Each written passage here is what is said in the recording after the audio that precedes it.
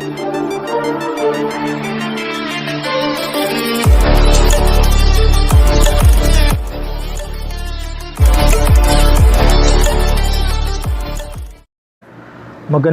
araw sa inyo mga kababayan, mga kapwa ko OFW dito sa Saudi Arabia. Welcome back po dito sa aking channel, Nobski TV. Meron lang akong kunting update regarding po dito kay Sir Francis Leo Marcos. Siya po ay kahapon ng umaga siya po ay pinuntahan ng NBI sa kanyang bahay. Ganun pa man, ito lang po ang masasabi namin, Sir.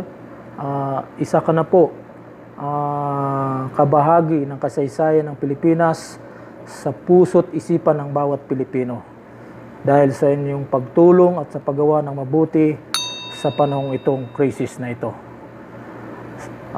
Iwan ko ba kung sino pa yung taong tumutulong talaga, siya pa yung pinipilit hinihila pababa. Masakit man yung isipin. Pero sir, laban lang. Nandito lang kami sa likod mo, sumuporta sa iyo. Naniniwala kami sa iyo na malalampasan mo rin ang mga pagsubok na ito. Ito po yung mga update, video niya. Panoorin yung mga kababayan. Salamat po.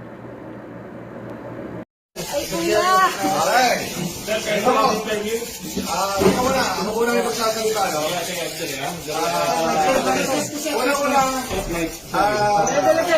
sandali muna, sandali. Papasalamatan ko muna si Sir Victor Renzo. Pumasyal siya kasi meron akong complaint dito. Ako yung may complaint ako sa kanila eh. Nag-email ako ilang beses because of the proliferation of fake account. Ngayon, sabi niya, sir, meron kong warrant of arrest dito, violation of RA 8050. Violation of RA 8050 is anti-optometry law. Noong 2010 mo yan sa Baguio.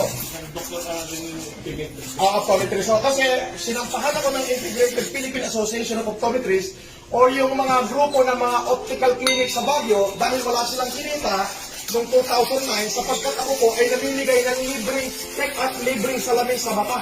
At yan, tuloy-tuloy kong ginagawa 3 beses taon-taon. Pwede nyo kalkalin yung aking Facebook since 2007 up to present. Itong previous, Peña Blanca Cagayan. So sabi ko kay Sir Lorenzo, meron akong disease order. So kaya po ako nandito sa NBI ngayon para pagkumparahin yung disease order noong 2014 at saka yung warrant of arrest noong 2010, which is nagkaroon ng alias. So para hindi na ho ito magtagal, sabi ko, sige, mag-bail na lang huli ako. Para matapos na to, wala namang problema. Yung pong violation of RA 8050, kaya po ako nawaran yan dahil po sa pagmamahal ko sa mamamayang Pilipino. Taon-taon ho, 3 beses sa isang taon. Basta kumita ako, nagbibigay po ako ng Optimum Eye Care Program sa lahat ng ating mga kababayan. Luzon, Visayas, Mindanao, nakarating ko ng Maguindanao, nakarating ko ng Cagayan, dulo ng Pilipinas. Ako po, wala po akong ginawang hindi maganda. Puro pagtulong lamang ko sa ating mga mamamayan.